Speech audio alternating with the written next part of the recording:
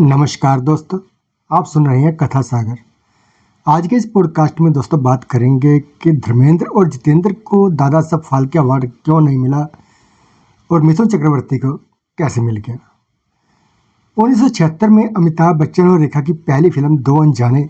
मिथुन चक्रवर्ती का मात्र 49 सेकंड का रोल था। तब अमिताभ तो क्या, शायद किसी को भी नहीं पता था, किसी ने यह सोचा भी नहीं होगा कि एक दिन यही लड़का ऐसा चमकेगा कि उस दौर के बड़े बड़े सितारों की आंखें चुंधिया जाएंगी। कोलकाता की गलियों में गौरांग चक्रवर्ती के नाम से पला बड़ा ये लड़का मुंबई के फुटपाथ से होते हुए स्टारडम की उस बुलंदी तक पहुंच गया कि किसी ने इसको डिस्को डांसर कहा तो किसी ने गरीबों का अमिताभ बच्चन। एक समय ऐसा भी आया जब अमिताभ बच्चन, धर्मेंद्र और जितेंद्र के सितारे गर्दिश में जा रहे थे, तब बॉलीवुड के आसमान पर सबसे चमकीला सितारा मिथुन चक्रवर्ती ही था।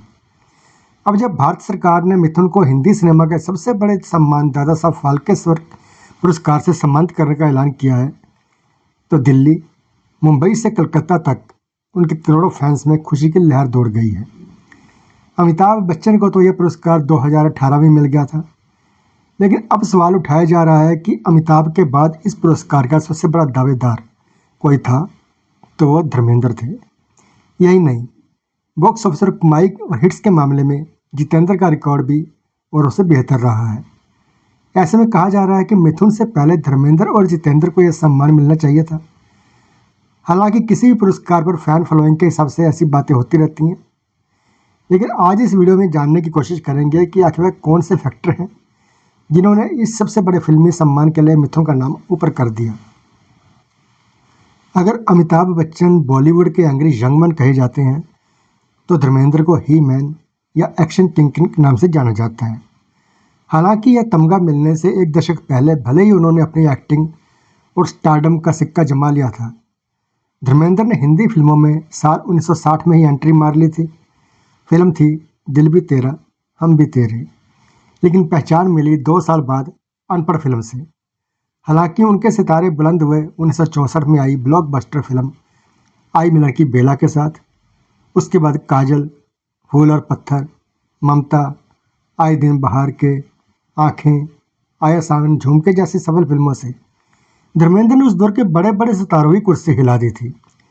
तब तक उनकी छवि एक हैंडसम और सॉफ्ट हार्टेड मैन की रही, लेकिन किस्मत में तो एक्शन किंग बनना लिखा था। 1971 में आई मेरा गांव मेरा देश ने उनकी नई इमेज गढ़नी शुरू कर दी। सीता और गीता, जुगनू, प्रतिज्ञा, इन जैसी सुपरहिट फिल्मों ने स्टारडम की बुलंदी पर ले जा रही थी कि उनकी झोली में आ गिरी भारत की all time blockbuster film Sholay. Sholay ने धर्मेंद्र जी को जो नाम और शोहरत और पहचान दिलाई, वह आज तक कायम है।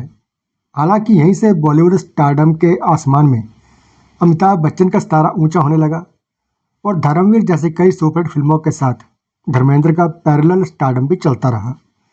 साल 1987 में जब अमिताभ बच्चन की एक भी फिल्म नहीं आई थी, तब धर्मेंद्र ने रिकॉर्ड 7 फिल्में हिट देकर एक बार फिर से अपना लोहा मनवा लिया था, जैसे वतन के रखवाले, आग ही आग, लोहा, इंसानियत के दुश्मन, हुकूमत, मर्द की जुबान और जान हथेली पर।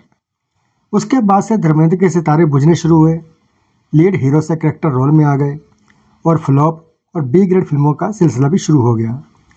अब बात जितेंद्र की भी कर लें। दोस्तों, वह धर्मेंद्र के बाद लेकिन अमिताभ से पहले ही आ गए थे। 1964 में उनकी पहली फिल्म गीत गाया पत्थरों ने सफल रही और दूसरी फिल्म फर्ज ने तो उन्हें स्टार बना दिया। उसके बाद सुहागरात, परिवार, मेरे हजूर, औलाद, वारिस, जीने की राह, धरती कहे पुकार के, हमजोली, खिलौना, कारवां, बनफूल, दुल्हन, विदाई, नागिन, धर्मवीर, अपनापन, स्वर्ग नरक, खानदान, जानी दुश्मन, एक ही फूल, प्यासा सावन, मेरी आवाज़ सुन जैसी दर्जनों हिट और ब्लॉकबस्टर फिल्मों ने अमिताभ, धर्मेंद्र और राजेश खन्ना के समानांतर जितेंद्र को एक अलग तरह का सुपरस्टार बना दिया। 80 के दशक में हिम्मत वाला, अर्पण, जानी दोस्त, मवाली, इन जैसी कई सुपरहिट फिल्में आई, लेकिन साल 1984 में को कौन भुला सकता है। दोस्तों, अमिताभ बच्चन, राजेश खन्ना, दिलीप कुमार, धर्मेंद्र, मिथुन चक्रवर्ती की एक से बढ़कर एक फिल्में टक्कर में थी, लेकिन बेहद कम बजट में बनी फिल्म तोहफा बॉक्स ऑफिस पर सबको पीछे करते हुए उस साल की सबसे ज़्यादा कमाई करने वाली फिल्म बन गई। लेकिन दोस्तों, हर ऊंचाई की एक सीमा होती है। जितेंद्र का भी पीक यही रहा था।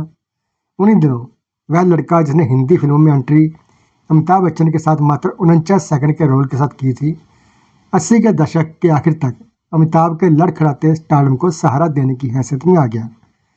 1982 में आई डिस्को डांसर ने मिथुन को बॉलीवुड का डांस सेंसेशन ही बनाया, बल्कि चीन और रूस में भी उनके लाखों फैन बना दिए गए। कहते हैं कि जब 1986 में रूस के राष्ट्रपति मिखाइल गोर्बाचोव भारत के दौरे पर आए और उन्होंने प्रधानमंत्री राजीव गांधी ने अमिताभ से उनका परिचय कराया, तो उनके मुंह से निकला कि रूस में तो लोग मिथुन चक्रवर्ती के फैन हैं। असल में डिस्को डांसर 100 करोड़ से ज़्यादा कमाई करने वाली भारत की पहली फिल्म थी और ज़्यादातर कमाई विदेश में हुई थी। 80 के दशक में मिथुन का अलग ही जलवा था। हर साल 1-2 सुपरहिट फिल्में तो दी ही। 1999 में आई उनकी कुल 63 हिंदी फिल्मों में से 19 अकेले मिथुन की थी। यह एक साल में सबसे ज़्यादा फिल्में देने का रिकॉर्ड है। हालांकि सबसे ज़्यादा फ्लॉप फिल्में देने का रिकॉर्ड भी मिथुन के नाम ही है। मिथुन ने वैसे तो 300 से ज़्यादा फिल्में की, लेकिन 268 में वे लीड रोल में रहे और इनमें 180 फिल्में फ्लॉप रही। हालांकि 58 हिट या सुपरहिट भी रही। धर्मेंद्र की 301 में से 93 फिल्में सुपरहिट रही हैं और अमिताभ ने 200 में से 154 फिल्में में लीड रोल किए और 63 फिल्में सुपरहिट रही। राजेश खन्ना की 126 में से 57 फिल्में सुपरहिट रही। जितेंद्र की 209 में से 70 फिल्में सुपरहिट रही थी और इनमें से ज़्यादातर लो बजट की फिल्में थी। क्योंकि बात मिथुन को दादा साहब फाल्के अवार्ड की हो रही है, तो बेशक उन्होंने सबसे ज़्यादा फ्लॉप फिल्में दी हैं, लेकिन हिट फिल्मों की संख्या भी कम नहीं है। सबसे बड़ी बात यह है कि मिथुन एक वर्सेटाइल एक्टर हैं। उन्होंने हर तरह के रोल किए हैं और फाल्के अवार्ड के लिए हुई घोषणा में भी उनकी इसी खूबी पर जोर दिया गया है। अगर उन्हें गरीबों का अमिताभ बच्चन कहा जाता है, तो सिर्फ इसलिए नहीं कि उनकी फिल्में सस्ती होने के चलते छोटे शहरों और कस्बों में चलती थी, बल्कि इसलिए भी कि उन्होंने आम आदमी के हर किरदार में खुद को ढाला था। यही नहीं, रामकृष्ण परमहंस और काबलीवाला जैसे रोल्स के लिए तो वह नेशनल और क्रिटिक्स अवार्ड में भी हासिल कर चुके हैं। उम्र के इस पड़ाव पर भी कश्मीर फाइल्स जैसी हिट फिल्में उन्हें नसीब हुई। हालांकि इस बात से इनकार नहीं किया जा सकता कि वह राजनीति में आए और सत्ताधारी बीजेपी उन्हें बंगाल में बड़े चेहरे के रूप में दिखाती रही। वैसे हर दौर में दिए गए पुरस्कार का थोड़ा बहुत सियासी रुझान तो रहा ही है। दोस्तों, मुझे पूरा विश्वास है कि अगले साल नहीं तो कुछ सालों में धर्मेंद्र और जितेंद्र को भी दादा साहब फाल्के अवार्ड जरूर मिलेगा।